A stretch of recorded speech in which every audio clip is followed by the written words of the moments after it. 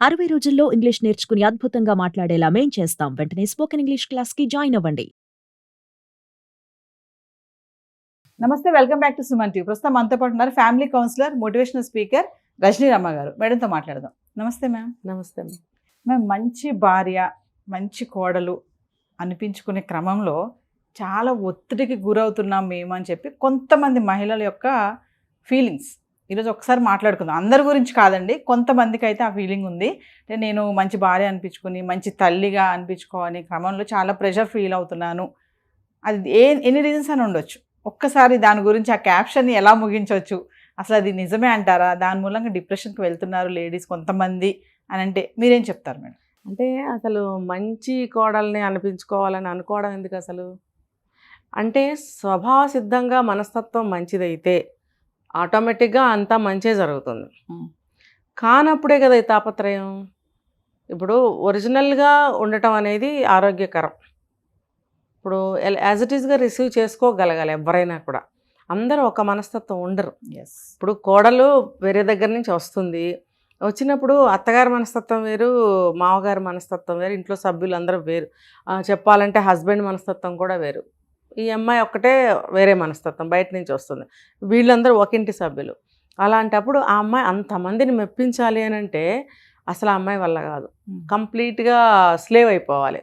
Slave అవ్వాలంటే ఆవిడ మనస్తత్వం అది కాదు అనుకోండి, కానీ అవ్వాల్సిన పరిస్థితి అవ్వగలుగుతుందా? అంటే శరీరం వంగినా లొంగినా మనసు అయితే లొంగదు. ఎందుకంటే దేనికి నేను ఇంత తాపత్రయపడుతున్నాను, మనసు అనేది ఎదురు తిరుగుతూనే ఉంటుంది కదా. అందుకని నేను ఇచ్చే సజెషన్ ఏంటంటే, మనం మంచిగా పోతూ నార్మల్గా ఇప్పుడు చూడండి, ఒక చెడు ప్రవర్తన చేయొద్దు, చెడు మాట మాట్లాడద్దు, మీకు వచ్చినంత చేతనైనంత చేసుకుంటూ వెళ్ళండి. అవతల వాడికి అర్థమవుతుంది, ఎవరైనా కానీ తను ఎలా చేస్తుంది, తను వచ్చినట్టు తన పద్ధతి ప్రకారం నార్మల్గా అన్నీ చేసుకుంటుంది అని ఒక అభిప్రాయానికి అలవాటు పడతారు వాళ్ళు కూడా. నువ్వు అనవసరంగా టెన్షన్ పడి అతి వినయం లాగా ప్రవర్తిస్తే మంచి పేరు సంపాదించుకోవాలని. అతి వినయం అనేది తెలిసిపోతూనే ఉంటుంది. అబ్బో ఇంత బిల్డప్ ఇస్తుంది అది ఇది అనేవాళ్ళు అంటారు. అంటే కొంతమంది అలా ఉన్నారంటారా, నటించే వాళ్ళు కూడా? అంటే నిజంగా తాపత్రయం అంటున్నా నేను. అందుకనే మంచి అవ్వాలి అనుకునే తాపత్రయంలో తన పద్ధతిని ఆలోచనని మార్చుకుంటుంటే కనుక ఆ మార్పుని మరి ఏమైనా అనుకోవచ్చు. నటనే అనుకోండి, తప్పనిసరి పరిస్థితుల్లో నేను మారాలి అనుకుని మారుతోంది అనుకున్నా సరే ఏమైనా పర్వాలేదు. ఇప్పుడు చెప్తారు ఈ ప్రపంచంలో నటన కావాల్సిందే అని, కానీ నటన అనేది ఎప్పటికీ నిలబడదు. మన ఒరిజినల్గా ఉన్నదే అదే నిలబడుతుంది. నటన కొంతసేపే నటించగలుగుతాం, లైఫ్ అంతా నటించలేం. ఇప్పుడు ఈ కుటుంబ సభ్యులు అనేవాళ్ళు లైఫ్ అంతా ఉంటారు కదా, వీళ్ళని లైఫ్ అంతా నటించలేం. అంటే నటించి కొంతకాలానికి అలవాటు అయిపోతే కూడా అది నటనే.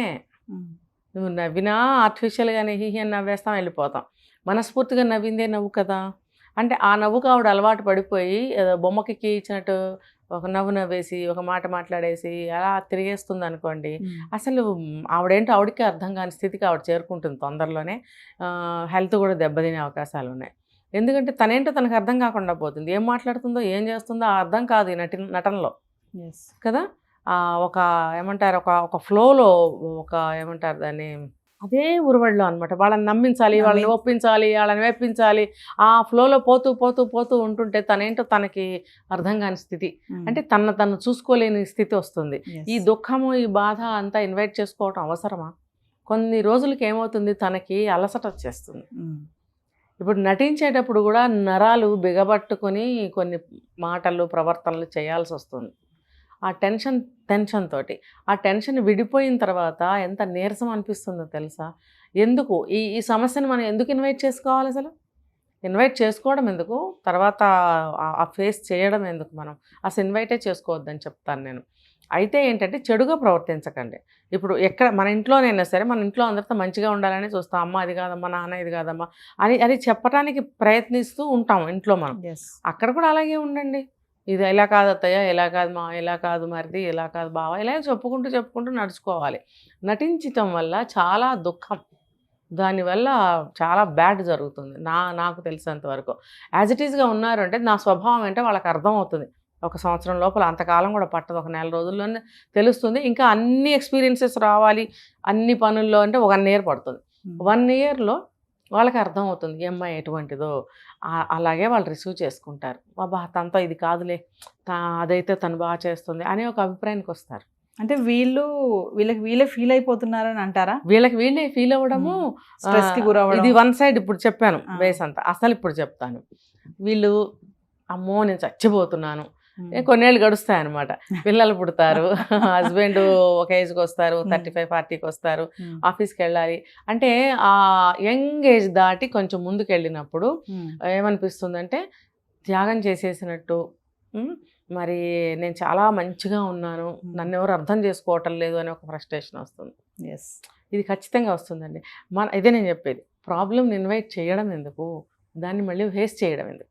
అసలు ఇన్వైట్ చేయకండి, మీరుగానే ఉండండి. అలా అని గయ్యాళి గంపలైతే గయ్యాళి గంపలాగా ఉండమని నేను చెప్పట్లేదు.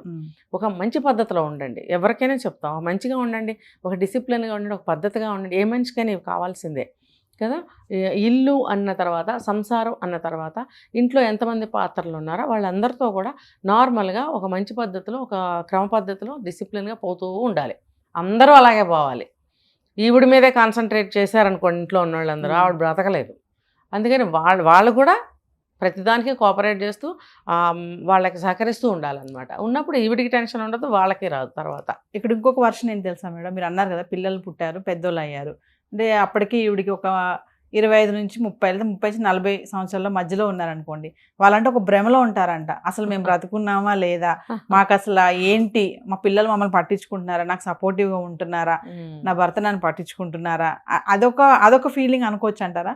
సహజంగా ఉంటుందండి. ఎందుకంటే అది ఇంకా పరిణితి చెందని వయసులో ఉన్న పిల్లలు, టీనేజ్ కంప్లీట్ అవ్వాలి. ఈ లోపల వాళ్ళకి ప్రతి ఒక్కటి తెలియజేయాల్సిన ఆవశ్యకత, నేర్పాల్సిన అవసరం తల్లిదండ్రులకే ఉంటుంది. ఇప్పుడు తల్లి హౌస్ వైఫ్, తండ్రి ఆఫీస్ అనుకోండి, ఆటోమేటిక్గా మొత్తం 75% బాధ్యత తెలియకుండానే భార్య మీద వచ్చి పడుతుంది. ఇంట్లోనే ఉంటుంది కదా, అన్నీ చూసుకోవాల్సిన అవసరం పడుతుంది. అదే తాళాలేసి మటుకు వాళ్ళు వెళ్ళిపోయారనుకోండి, అదేం ఉండదు. ఇంట్లో ఉన్నప్పుడు ఎన్నో చూసుకోవాలి. ఇంటికి ఎవరో ఒకళ్ళు వస్తుంటారు, పనివాళ్ళు, కూరల వాళ్ళు, పిల్లలు, వాళ్ళు వీళ్ళు, పక్కింటి వాళ్ళు, చుట్టాలు, లేకపోతే ఇంట్లో అత్తమామలు ఉంటే వాళ్ళు, ఇవన్నీ కూడా చూసుకోవాల్సిన అదే బాధ్యత ఆవిడ మీదే ఉంటుంది. అంటే మెయిన్ పిల్లర్ లాగా, సెంటర్ పిల్లర్ అని చెప్పుకోవచ్చు. అదంతా ఆవిడ మీద ఆటోమేటిక్గా ఉంటుంది. అది వాళ్ళు ఇంత బరువు తీసుకొచ్చి మీద వేయరు, కానీ దాన్ని అలా బర్డెన్ ఫీల్ అవ్వకుండా టైంని మేనేజ్ చేసుకుంటూ, ఈ టైంకి ఇది నీకంటూ ఒక టైం పెట్టుకో. ఈ మార్నింగ్ బ్రేక్ఫాస్ట్ సెక్షన్ వరకు పని కొంచెం ఒరవడి ఉంటుంది. అక్కడి నుంచి ఒక 1 hour తనకు పెట్టుకోవచ్చు. 1 hour ఏంటి, 2 hours అన్నా పెట్టుకోవచ్చు. ఎందుకంటే మార్నింగ్ బాక్సులు కట్టి పంపించేస్తారు అందరికీ, దాదాపుగా వంట అయిపోతుంది. మిగులు తగులు వంట ఉంటే ఇంట్లో ఉన్న వాళ్ళకి 12 o'clockకి స్టార్ట్ చేసుకోవచ్చు, ఒక 1 hourలో వంట చేసుకోవచ్చు. ఈ మధ్యలో ఉన్న 10 to 12 2 hours వాళ్ళు ఎలా అయినా చక్కగా ఉపయోగించుకోవచ్చు. అంటే ఫ్రెండ్స్తో సినిమాలకి, షాపింగ్ల కంటే నేను చెప్పలేను, కానీ చిన్న చిన్న పనులు అయితే చేసుకోవచ్చు వెళ్ళి. అలాగే ఇంట్లో మిగతా తీర్చిదిద్దుకోవచ్చు. తను ప్రశాంతంగా కూర్చుని కాసేపు టీవీ చూసుకోవచ్చు, బుక్ రీడింగ్ చేయొచ్చు, పక్కింటి ఫ్రెండ్స్తో మాట్లాడుకోవచ్చు, ఇల్లు సర్దుకోవచ్చు, ఇంటీరియర్ డెకరేషన్ ఏదైనా కావాలంటే చేసుకోవచ్చు, లేదు ఇంట్లో ఉన్న సభ్యులతో కాసేపు స్పెండ్ చేయొచ్చు, ఎన్నైనా చేసుకోవచ్చు. దానికి మానసిక వికాసం కలుగుతుంది. అప్పుడు వీళ్ళు మరి ఆ టైంలో ఏం చేస్తారో, ఎలా ఫీల్ అయిన ఆడవాళ్ళు నాకు తెలియదు. మరి తర్వాత మళ్ళీ మధ్యాహ్నం కాసేపు రెస్ట్ తీసుకోవచ్చు, గంట సేపు, అరగంట సేపు వాళ్ళు టైర్డ్ అయిపోతే కనుక తీసుకోవచ్చు, టైం ఉంటుంది. మళ్ళీ 4 o'clockకి 3 o'clock పిల్లలు వస్తారు కాబట్టి మంచిగా వాళ్ళ కోసం రెడీ అంటే ప్రతి ఒక్క మూమెంట్ని కూడా ఆ టైం మేనేజ్మెంట్ చేసుకుంటూ ఉంటే కనుక ఎంజాయ్ చేయగలుగుతారు. అంటే టైం వెనకాల పరిగెత్తలేకపోతున్నాం, రన్నింగ్ రేస్ లాగా ఉంటుంది, ఊపిరి ఆడట్లేదు, కరెక్టే. ఆ టైం చూసుకుంటూ పరిగెత్తాలంటే చాలా స్ట్రెస్ అనిపిస్తుంది. అలా కూడా ఫీల్ అవ్వాల్సిన పని లేదు.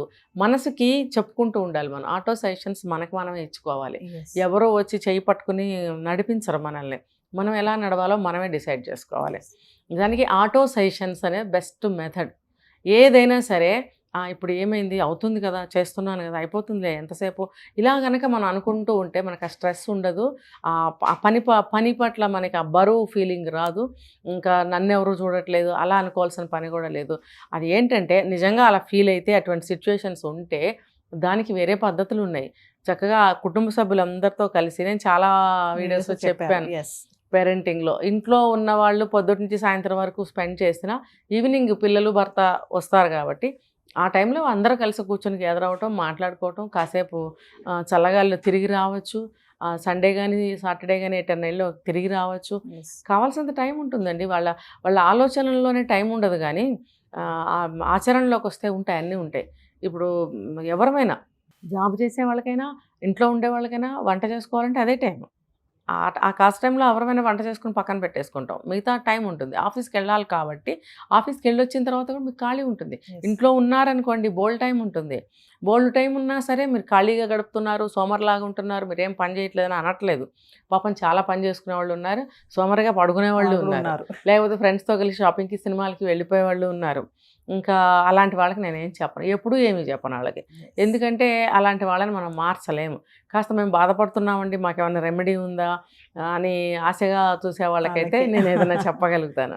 సో అలాంటి వాళ్ళకే నేను ఎప్పుడు కూడా చెప్తాను.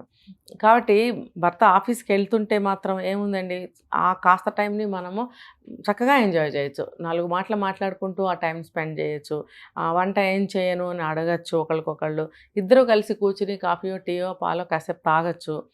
ఒక్క 10 నిమిషాలు పావుగంట కూర్చుంటే ఎంత ఎనర్జెటిక్గా ఉంటుందో తెలుసా అండి. అది అనుభవించాలి, అది ఇంప్లిమెంట్ చేసుకోవాలి ప్రతి ఒక్కళ్ళు కూడా. ఏదో ఒకటి ఇల్లు ఉంటుంది ఎవరికైనా, చిన్నదో పెద్దదో ఉంటుంది కదా. ఇద్దరు ఒక్కొక్క చోట కూర్చుని తాగితే తప్పేమీ లేదు. పిల్లలు స్నానం చేసి స్కూల్కి రెడీ అవుతుంటారు. మరి ఇంట్లో ఉంటే పెద్దవాళ్ళు వాళ్ళు కూడా ఉంటారు, ఖాళీగానే కూర్చుని ఉంటారు, కాఫీ తాగుతున్నారు. వాళ్ళకి ఇచ్చిరండి, మీరు తాగండి. మీరిద్దరు కూర్చుని తాగొచ్చు కదా. ఎక్కడికో వెళ్ళిపోయి ఒకళ్ళే తాగడము, తను నాతో కలవట్లేదని ఫీల్ అవ్వటము, ఎంజాయ్ చేయలేకపోతున్నాము, నన్ను ఎవరు పట్టించుకోవట్లేదు, నన్ను ఒక బానిసలాగా చూస్తున్నారు, నేను పనికి మాత్రమే పనికి వస్తున్నాను, నాకెవరు సపోర్ట్ ఇవ్వటం లేదు అనే భావాలు రానివ్వకుండా మనం చాలా వరకు మేనేజ్ చేసుకోవాలి. ఇప్పుడు రెండు కప్పులో గ్లాసులో నువ్వు కాఫీయో పాలో కలిపినప్పుడు నువ్వు అక్కడికి వెళ్ళి ఇద్దరు కూర్చొని తాగొచ్చు కదా. ఇప్పుడు ఈ మగవాళ్ళు కదిలి రారు, కానీ బాధ నీది, అవసరం నీది, కలిసి కూర్చోవాలనే కోరిక నీది, స్పెండ్ చేయాలనే కోరిక నీది, సపోర్ట్ కావాలనుకుంటున్నది నువ్వు. కాబట్టి నువ్వే వెళ్ళు. ఎంత చెప్పినా కొంతమంది భర్తలు మారినప్పుడు నువ్వే వెళ్ళు. కాబట్టి వెళ్ళి ఆ టైంని అలా ఎంజాయ్ చేయొచ్చు. బ్రేక్ఫాస్ట్ కలిసి తినొచ్చు. అందరూ వెళ్ళాక ప్రశాంతంగా తింటాను అనుకుంటే ఆ తప్పు నీది. ఇది ప్రతిదీ నేను డీటెయిల్గా చెప్తున్నాను. ఇవన్నీ ఇలా అనుకోకుండా, ఇలా చేయకుండా ఫ్రస్ట్రేషన్ అయిపోతే ఎలాగా ఎంజాయ్ చేసుకుంటూ కదా. నాకు పిల్లలు సపోర్ట్ లేరు అంటే వాళ్ళకి ఇంకా పరిణతి చెందిన వయసు. వాళ్ళకి సాయంత్రం ఏ ఏజ్కి ఆ పాఠం అంటే స్కూల్ పాఠాలు కాదు, జీవితానికి సంబంధించిన పాఠాలు తనకి తెలిసినంతలో, తన ఎక్స్పీరియన్స్కి ఉన్నంతలో పిల్లలకి అన్నీ మంచి నేర్పుకుంటూ ఉండాలి. ఇంట్లో ఉన్న పెద్దవాళ్ళు కూడా పిల్లలకి మంచి నేర్పడానికి ప్రయత్నించాలి. కానీ మీ అమ్మ ఇలా చేసిందిరా, మీ అమ్మ మాట మీ నాన్న వింటాడు, మమ్మల్ని అసలు పట్టించుకోవట్లేదు అని ఉన్నవి లేనివి పిల్లలకి చెప్పే పెద్దవాళ్ళు ఇళ్లలో చాలామందికి ఉంటారు. అది ఒక మానసికమైనటువంటి కుంగుబాటు లేడీస్కి. పెద్దవాళ్ళు కూడా సహకరించాలి. ఇలాంటి పనులు మాటలు పిల్లలతో చేయకండి. ఇంకా చెప్పాలంటే అయ్యా బాబు కాస్త ఆడుకుని రండిరా, ఏదైనా కథ చెప్తానురా అని అంతవరకే చూసుకోవాలి. కానీ వాళ్ళని కూర్చోబెట్టి ఇలాంటి మాటలు చెప్పకూడదు. మిగతా టైం వీళ్ళు స్పెండ్ చేసి పిల్లలకి మంచి నేర్పుకొని ఇలా ఉన్నట్టయితే ఏ ఫ్రస్ట్రేషన్ ఉండదు. వాళ్ళకి ఒక వయసు వచ్చిన తర్వాత అన్నీ నేర్పుకోవచ్చు. ఏది నాకు సపోర్ట్గా మీరు ఉండాలి, లేకపోతే మీరు ఏదైనా సరే నాతో షేర్ చేసుకోవాలి అనే ఈ విషయాలన్నీ కూడా ప్రతిరోజు ఇలా నేర్పుతుంటే పిల్లలు ఆటోమేటిక్గా ట్రైన్ అవుతారు. ఇటువంటి సమస్య రాదు. అప్పుడు డిప్రెషన్కి వెళ్ళాల్సిన పని కూడా అసలు ఆ టైం సరిపోదు. ఇంకా ఆ స్పెండ్ చేసే దాంట్లో ఈ టైంకి ఇలా స్పెండ్ చేయాలి, ఈ టైంకి ఇలా స్పెండ్ చేయాలి, ఈ టైంకి ఇలా స్పెండ్ చేయాలి అని టైం మేనేజ్మెంట్ చేసుకుంటూ వెళ్తున్నట్టయితే కనుక అసలు నీకు ఫ్రస్ట్రేట్ అవ్వడానికి, డిప్రెషన్ అవ్వడానికి టైం ఎక్కడ లేదు. ఇందులోనే నువ్వు ఎంజాయ్ చేస్తూ నువ్వు ఏదైనా వెతుక్కుంటున్నావు కదా, ఆ వెతుకులాటలోనే నీకు సాయంత్రం అయిపోతుంది, నీకు డిప్రెషనే రాదు. Thank you.